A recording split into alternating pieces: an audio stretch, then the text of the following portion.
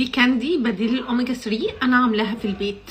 المكونات كلها في البيت. المكون الرئيسي معانا الرمان جزر، برتقال، شمندر، وليمون، عسل وجنزبيل، ودول اختياري.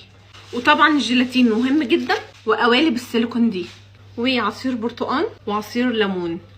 هنزل بالرمان، بعد كده الشمندر، جزر، قطع برتقال، عصير ليمون،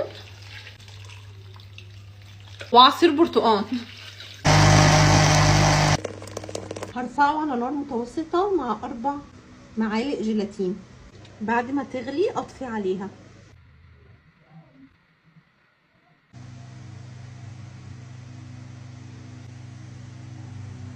ده شكلهم بعد ما طلعتها من التلاجة.